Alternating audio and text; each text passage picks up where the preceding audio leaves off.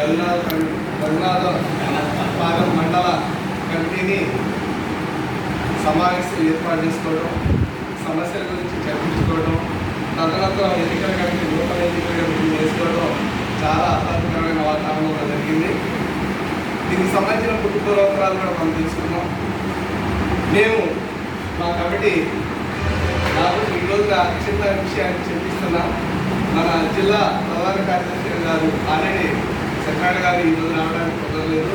కారణం ఏంటంటే బెంగళూరులో వాళ్ళ అబ్బాయి గారి ఫంక్షన్ ఉంటే దానికి కారణంగా రాలేకపోయారు. వారి తరఫున నేను మీకు చెప్తూ తెలియజేస్తున్నాను. నేను ముఖ్యంగా అధ్యక్షుల వారు, ప్రధాన కార్యదర్శి, అట్లానే వెంకటయ్య గారు, హర్నాథ్ గారు, నరసరావు గారు అందరూ కూడా కలిసి, రామచంద్ర గారు అందరూ కలిసి కనీసం ఇప్పటివరకు కూడా ఒక 12-14 మండలాలు వేసినాం. కేవలం ఇంకో 3 మండలాలు వేస్తే మెజారిటీ మందే. ఇదంతా కూడా దేని ద్వారా జరుగుతుందంటే రాష్ట్ర న్యాయ బ్రాహ్మణ ఐక్యవేదిక ద్వారా మాత్రమే నడుస్తుంది.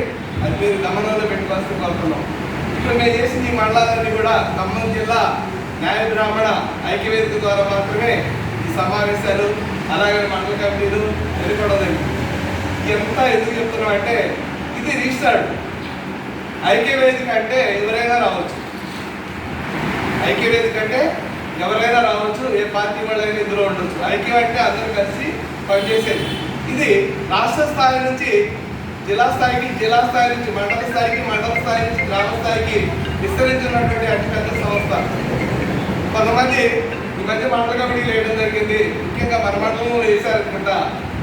0 రిజిస్ట్రేషన్ మీద మండల కమిటీ వేయడం అనేది హర్షించదగినటువంటి విషయం కాదు. ఎందుకంటే అధికారి ఒక ఎమ్మెల్యే మాట్లాడిన మాటకి, ఒక సామాన్యుడు మాట్లాడిన మాటకి ఎంత తేడా ఉంటుందో, అధికార పక్షానికి ఎవరైతే ఈ మండల కమిటీలు వేసుకునే అవకాశం ఉంటుందో వాళ్ళైతేనే దానికి గుర్తింపు, గౌరవం అనేది దక్కుతుంది. ఆ సమస్య అది ముఖ్యంగా మీరు గౌరవం పెట్టుకోవాలి. ఇంకో విషయం ఏంటంటే పేరు చెప్పకూడదు.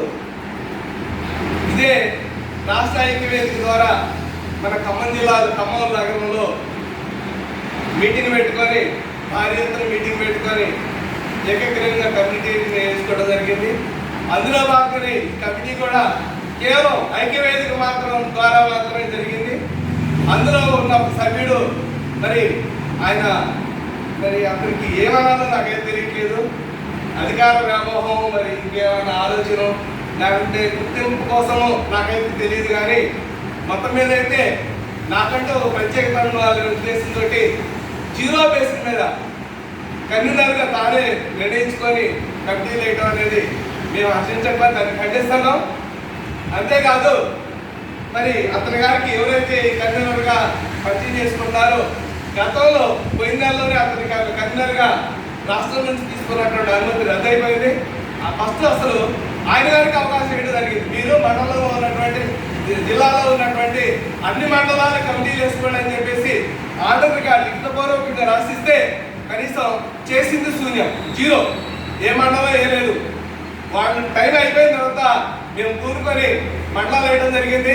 ఎప్పుడైతే మేము మండలాలు వేయడం జరిగిందో, అధికారికంగా ఎక్కువ మండలాలు ఎప్పుడైతే మేము వేయగలిగినామో ఆ రోజు నుండి ఆయన గారికి ఏమనిపించిందేమో, మన చేతిలో ఏమి లేదు, మనకి గౌరవం లభించదు అనే ఉద్దేశంతో ఏ ఉద్దేశం నాకు తెలియదు. కానీ సొంతంగా నిర్ణయం తీసుకొని 0 రిజిస్ట్రేషన్ మీద కమిటీలు వేసుకోవడం అనేది అది చల్లదని చెప్పి నేను ఖండిస్తున్నా.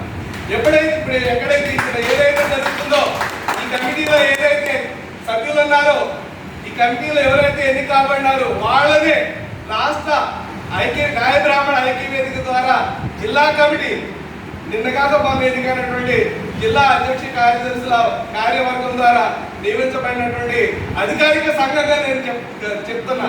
దీన్ని మీరందరూ కూడా అంగీకరించాల్సినటువంటి అవసరం ఉంది. మీరు ఒకటే చెప్పండి, మీరు ఎంతమంది వేసుకున్నా ఏం చేసినా కూడా సమస్యల సాధన అనేది ముఖ్యం. సమస్యల సాధన ఎప్పుడు సాధిస్తారు? నేనున్నా దగ్గర నుంచి రావాలి, నా డబ్బులు పెట్టుకొని నేను వచ్చా చెప్తున్నానండి. ఎందుకు వచ్చా? నేను ఒక గవర్నమెంట్ ఉద్యోగం ఉంది. మడిపల్లి మందిర మండలం మడిపల్లిలో హరిజనవాడ స్కూల్ హెడ్ మాస్టర్గా పనిచేస్తున్నాను ప్రజెంట్ కూడా. ఆయన కూడా మన న్యాయ బ్రాహ్మణ మీద ఉన్నటువంటి సమస్యల గురించి అవగాహన కల్పించి ఎట్లయినా సరే ఏదో రకంగా ఐక్యం ఉండాలనే ఉద్దేశంతో ఈ ఐక్యమైన మీదకి రావడం జరిగింది. మరి అందులో భాగంగా మీ దగ్గరికి కూడా రావడం జరిగింది. మరి ఈ రకంగా ఐక్యవేదిక ద్వారా అందరినీ కలుపుకొని పోవాలంటే విడదీయటం అనేది ఎంతవరకు సమంజసం మీరు అర్థం చేసుకోండి. ఇంకో విషయం ఏంటంటే సేవ చేయడం అంటే చేయగలుగుతాం. రూపాయి అయితే ఎవరు జేబులో పెట్టుకోలేదు. రూపాయి పెట్టి చేస్తాం కంటే అది దుర్మార్గమైన చర్యగా భావించాలి దాన్ని. అది నమ్మదగిన విషయం కాదు. ఎవరైతే నీకు రూపాయి పడుతున్నట్టే నేను ఆర్చడానికి, ఎవరైతే నిజాయితీగా ఒక రూపాయి ఖర్చు పెట్టకుండా స్వచ్ఛందంగా ముందుకు వచ్చారో వాళ్ళు నిజమైన సేవ చేయగలుగుతారని చెప్పేసి ఈ సందర్భంగా నేను తెలియజేస్తున్నాను. అదే ఉద్దేశంతో కార్యవర్గం కూడా పనిచేస్తుందని చెప్పేసి హామీ ఇస్తున్నాం. మీకు ఏ సమస్య వచ్చినా కూడా ఎటువంటి పరిస్థితుల్లో అయినా సరే అధికారికంగా కానీ అనధికారికంగా కానీ పర్సనల్గా కానీ వ్యక్తిగతంగా కానీ ఏ రకంగా మీ అందరికీ మేము తోడు చేదోడు వాదోడు ఉంటామని చెప్పేసి ఈ సందర్భంగా తెలియజేస్తూ, మరి మీరు కూడా ఎదుటి మాకు నమ్మొద్దు. ఎవరైతే అధికార పక్షం ఉందో అదే కరెక్ట్, ఒక్కళ్ళు నుండి ఇద్దరు నుండి అదే కరెక్ట్. 100 మంది ఉన్న అన్అఫీషియల్గా వాళ్ళు ఎక్కడ వాళ్ళకి రారు. కాబట్టి ఇది గమనంలో ఉంచుకొని మీరందరూ కూడా స్టెబిలిటీతోటి గట్టి పట్టుదలతోటి ఈ మండలంలో పనిచేస్తారని చెప్పి ఆశిస్తూ సెలవు తీసుకున్నాను. Thank you sir.